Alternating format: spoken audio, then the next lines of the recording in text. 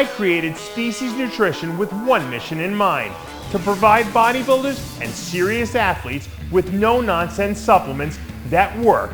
I put my name and reputation on every bottle of Species Nutrition products. If you want to be your absolute best, join the evolution.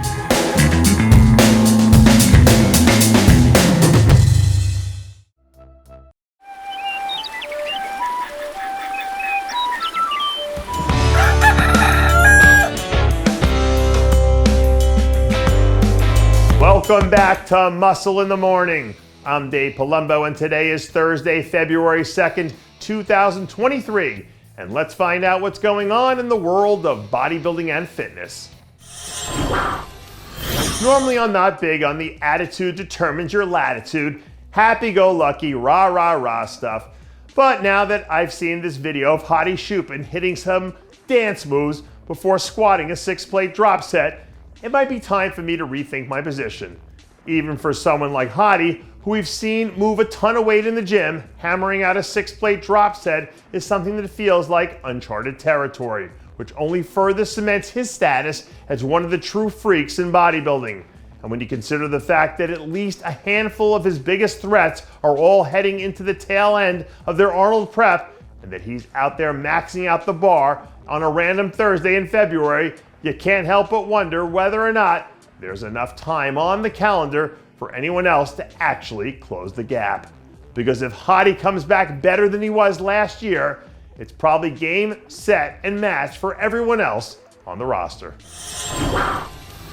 Unless we're talking about making the weight cutoff for a division, by and large, the number on the scale matters a whole lot less than the numbers on the scorecards in bodybuilding. But that doesn't necessarily mean the numbers on the scale are totally useless either, because sometimes they can be a good indicator of whether or not an athlete is moving in the right direction. So if you're a Vlad Shiroko fan, knowing your guy is tipping the scale at over 300 pounds right now should tell you everything you need to know about how the offseason is going so far.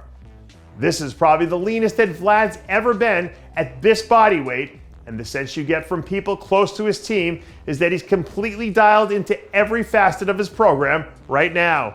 So if he keeps his head down and focuses on quality over quantity, I don't think it would be a major shock to anyone if we saw him make another major jump next season.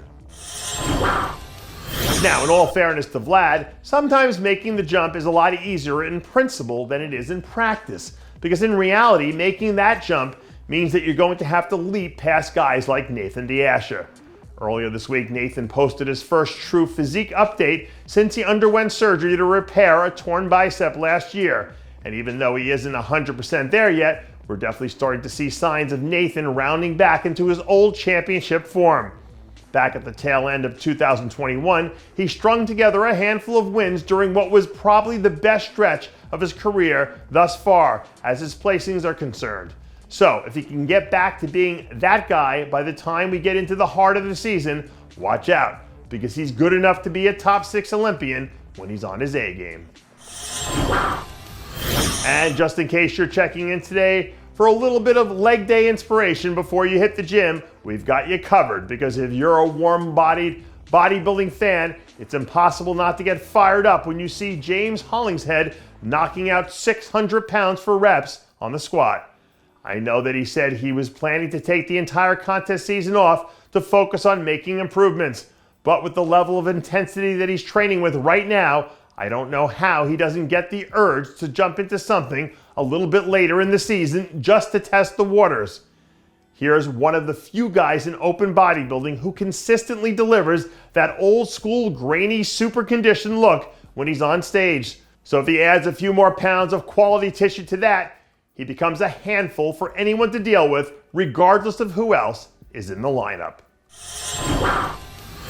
And that does it for yet another edition of Muscle in the Morning. I'm Dave Palumbo, reminding you to always be true to your passions, and make sure to follow us on Facebook, Twitter, and Instagram.